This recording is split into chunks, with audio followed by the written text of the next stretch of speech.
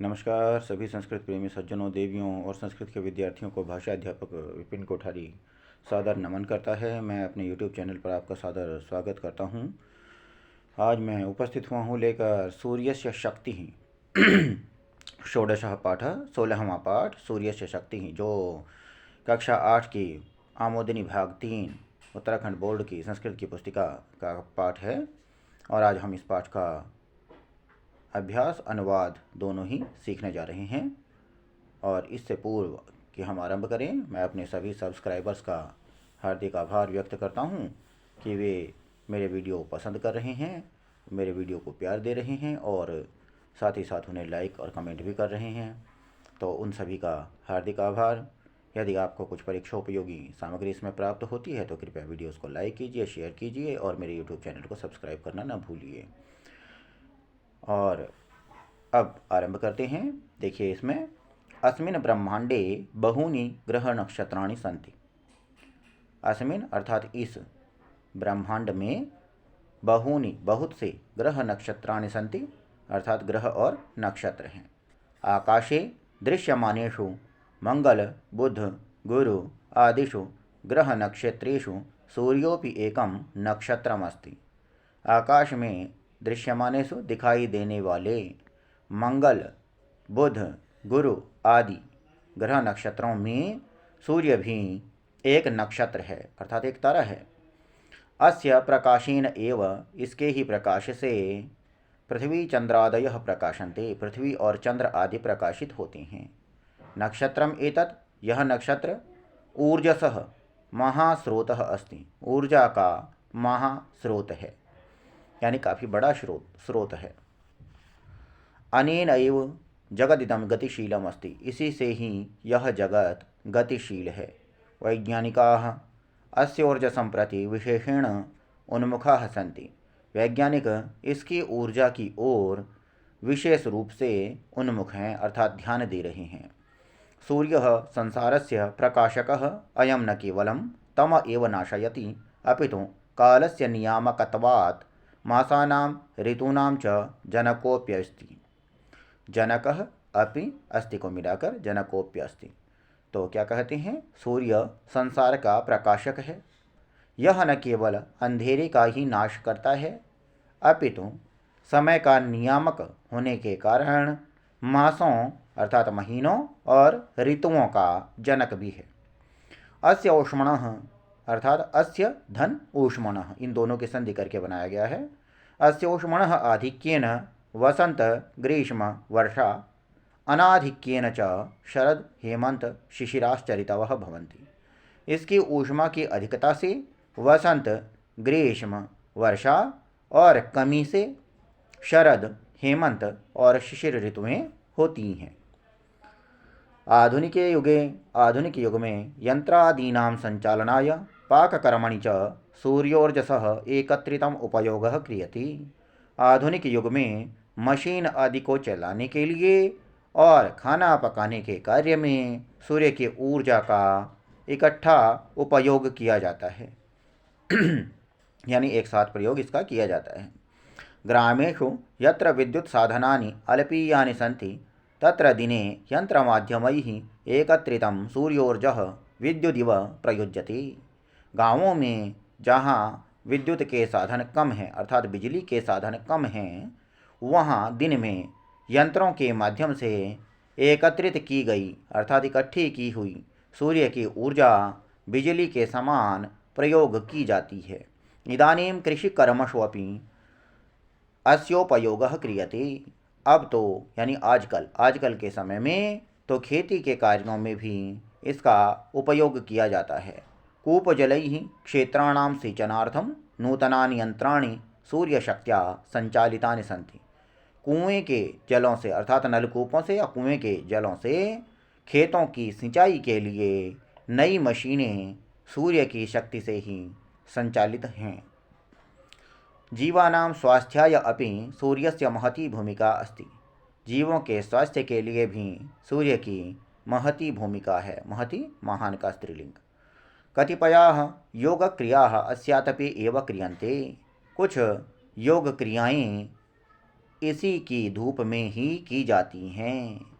कुछ योग क्रियाएं इसकी धूप में ही की जाती हैं, अर्थात सूर्य के प्रकाश में ही की जाती हैं। अस्य रश्मीनां प्रभावेण अनेके त्वचः रोगाः नश्यन्ति। इसकी किरणों के प्रभाव से अनेक चमड़ी की बीमारियां अर्थात त्वचा की बीमारियां नष्ट होती हैं। ऋषेः अथर्वणः मते उदीयमानस्य सूर्यस्य रश्मिभिः अर्धशिरोवेदना दूरीकर्तुं शक्यते।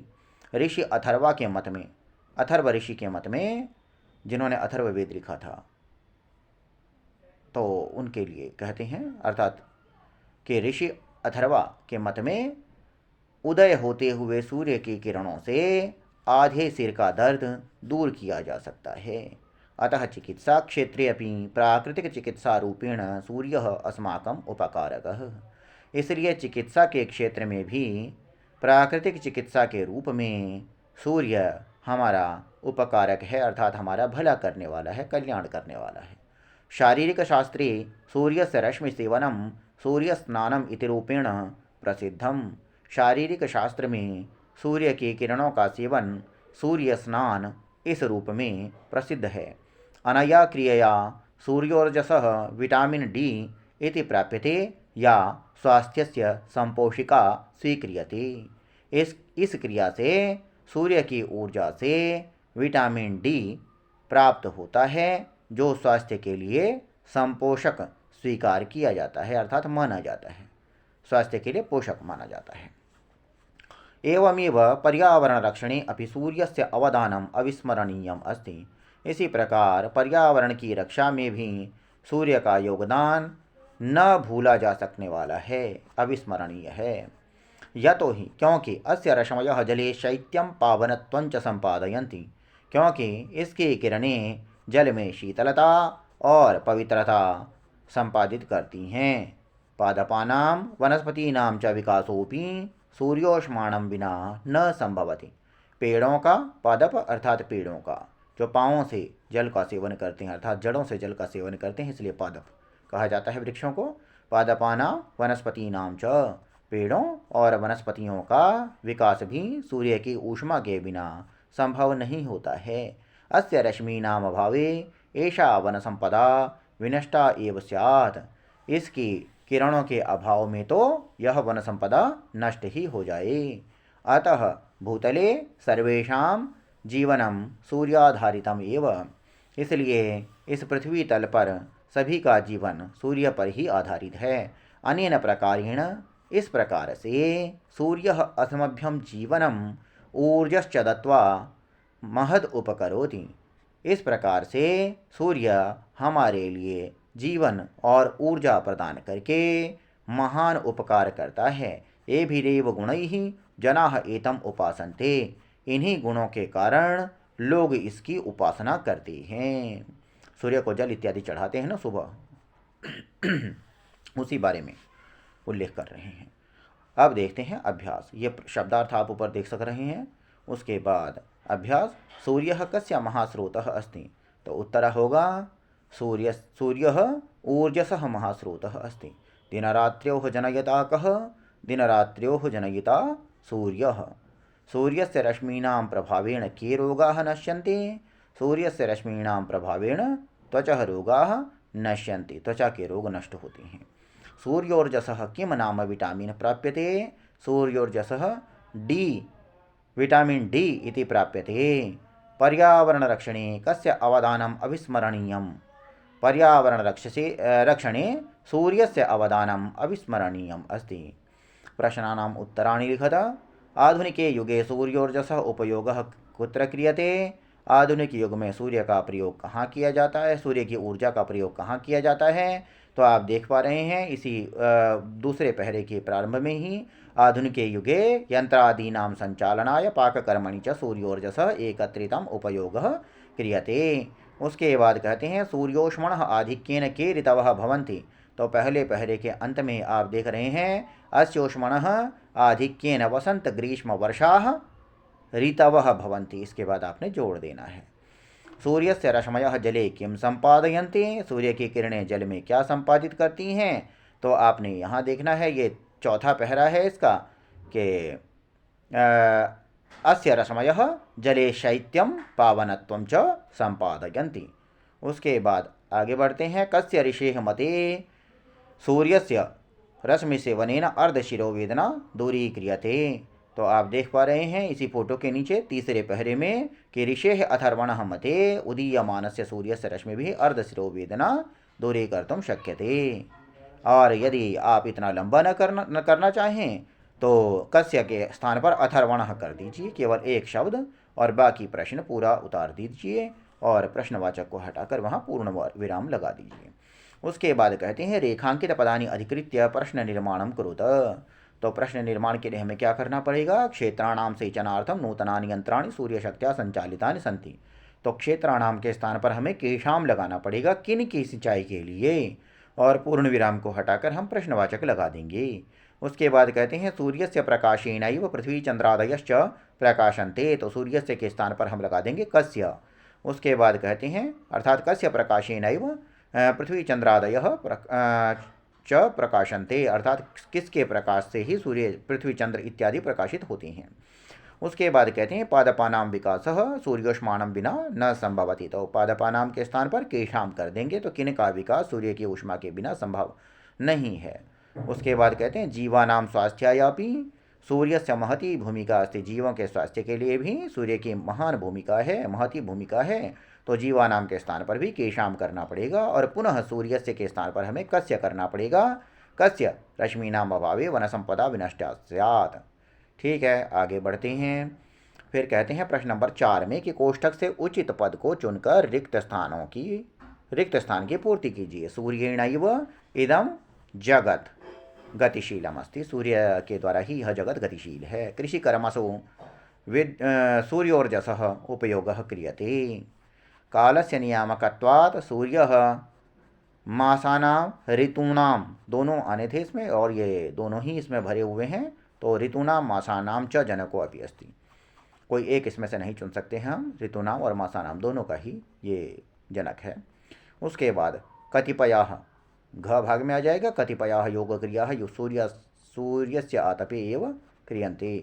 और उसके बाद चिकित्सा क्षेत्रे अपि प्राकृतिक चिकित्सा रूपेण सूर्य अस्माकम उपकारकः। उसके बाद कहते हैं सूर्य का महत्व प्रतिपादित करते हुए 5 वाक्य का एक अनुच्छेद लिखें। तो ये पूरा पाठ ही उस पर आधारित है, आप बना सकते हैं। उसके बाद संधि विच्छेद करना है, संधि या अविच्छेद। तो चंद्रधन उदयः, चंद्रोदयः चंद्रधन उदयः।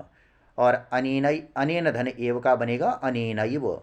जो अनेन का आखिरी न है उस पर ऐ की मात्राएं लग जाएंगी और वह आगे लग जाएगा।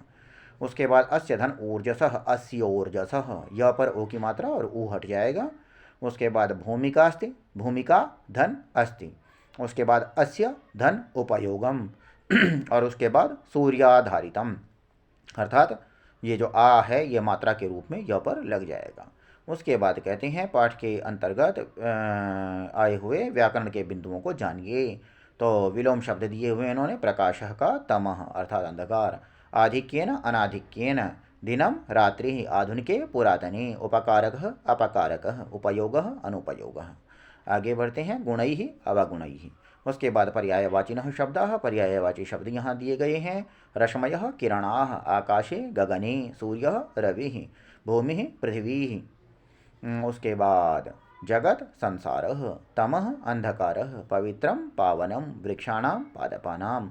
तो ये सभी आपको स्मरण कर लेने हैं। तत्पश्चात कहते हैं पाठ के अंदर आए हुए जो अव्यय युक्त वाक्य हैं उन्हें लिखिए। तो पाठ के अंदर आए हुए अव्ययों से युक्त वाक्यों को आपने यहाँ पर लिखना है। तो सूर्य अभी एकम नक्षत्रम अस्ति। उसी प्रकार फिर पति है, ये प्रति है इसमें दिया हुआ, तो प्रति वाला आप चाहें तो इसमें से छांट करके भी लिख सकते हैं, अन्यथा परीक्षा में आप ये पाठ में से छांटने ही आवश्यक नहीं है। आप इनसे कुछ भी इन अव्ययों का प्रयोग करते हुए वाक्य बना सकते हैं। जैसे विद्यालयम प्रति गच्छ, विद्यालय की ओर जाओ। फिर एव है सत्यम एव जयते, यत्र धूमः तत्र अग्नि, जहाँ धुआं है वहाँ अग्नि है। और उसके बाद अतः आ जाता है सह रुग्णः अस्ति, वह बीमार है, अतः विद्यालयम न गच्छति, इसलिए विद्यालय नहीं जाता है। तो इस प्रकार यह पाठ यहीं पूर्ण होता है। आशा है आपको समझ आया होगा। फिर भी यदि कोई शंकाएं हैं तो आप कमेंट करके मुझसे पूछ सकते हैं। शंकाओं का समाधान करने का प्रयास करूँगा। वीडियो को ध्यान से देखने के लिए और सुनने के लिए आपका हार्दिक आभार।